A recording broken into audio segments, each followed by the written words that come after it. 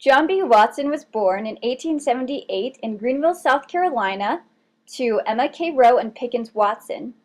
Emma K. Rowe's mother was an extremely religious woman, but on the other hand, John's father, Pickens, was a drinker and took pleasure in other women. When John was 13 and in 1891, his father left his mother. This was devastating to John. He was relatively close to his father, and because of this, he became violent towards other children at his school and rebelled against his mother and teachers.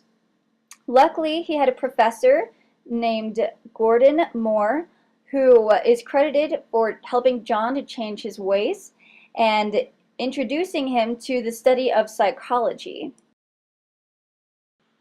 John met Mary Ickes at the University of Chicago and married her in 1901. They had 2 children. John followed in the footsteps of his father, however, cheating on his wife several times, and they were divorced in 1920. He went on to marry Rosalie Rayner, who was one of his graduate students. They also had 2 children together.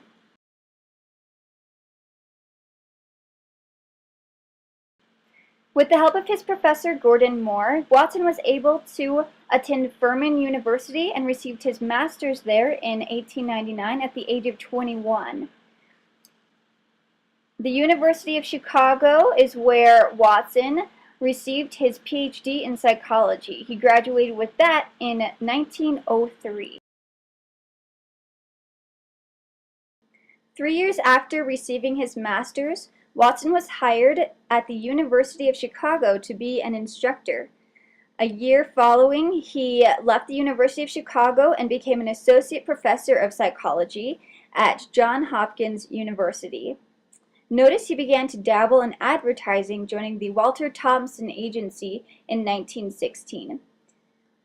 In 1920, his affairs with Rosalie Rayner came to light, and Watson was asked to leave Johns Hopkins in 1920.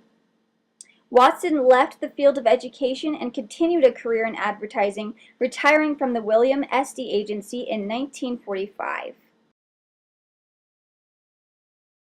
In 1954, John Watson burned all of his unpublished works and passed away 4 years later in 1958.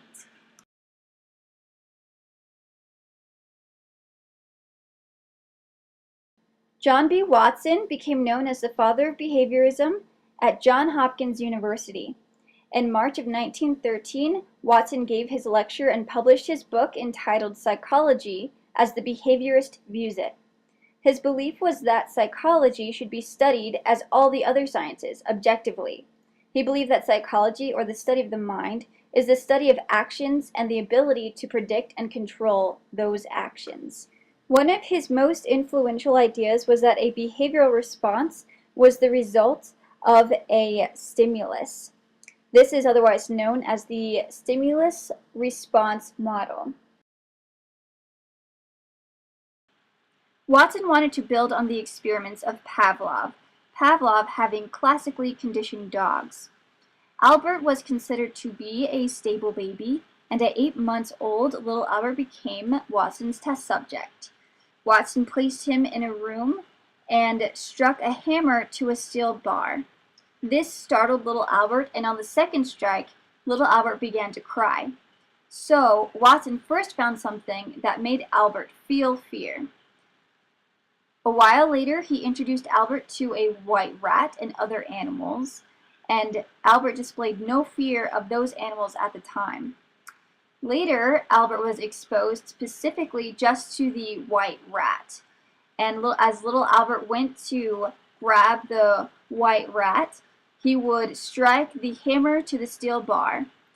The first time, little Albert was startled, and then he was in fear of this white rat. Later on, Watson brought other animals and objects similar in characteristics to the white rat, such as a rabbit, a dog, and even Watson used his white hair to see how little Albert would react. Unfortunately, little Albert did create a phobia of things that had characteristics as the white rat. He reacted in fear to the rabbit, to the white beard and to the dog.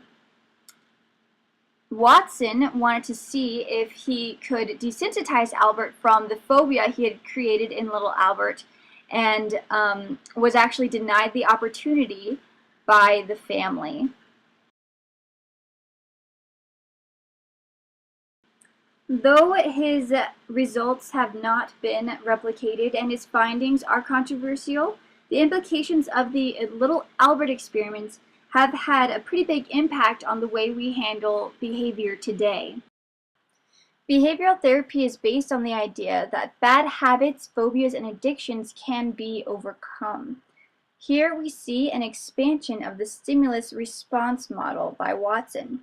This model is evolved in that the focus is not so much on environment, but rather the idea that the individual can have a positive behavioral response by controlling their thoughts, which influences their moods and their physical reactions and their situations. It even theorizes that behavior can be a stimulus leading to different thoughts, which stimulate a change in behavior. So it is more of a complex cycle. I'd like to share a personal experience that I've had with the impact of Watson's finding, and that is with neurofeedback. When I was in high school, I was diagnosed with anxiety and ADD, and I went to a psychologist and they told me that they'd like to try to do neurofeedback. This is a really interesting field of study because what it is believing is that we can change the literal impulses and makeup of your brain by retraining it. So how they would attempt to retrain my brain was, as you can see, they would connect these little receptors to my earlobes and to the top of my head, and they would connect it to a machine that was behind me, and then also to the computer screen. And on that computer screen, you can see that it's measuring different levels of things in my brain.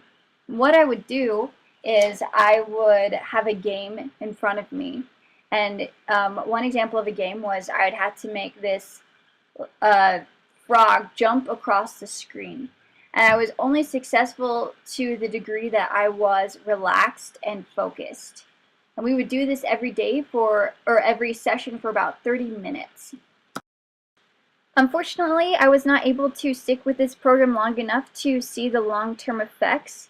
It is believed to take a few months, and I was only able to do it for about 1 or 2 months because of time constraints and also because of the cost, because it's a rather expensive process. I am grateful for the research done and shared by John B. Watson. He made psychology a real science and helped the human race to understand themselves so much better. His work has forever inspired a change in psychology as it was known and as we now know it.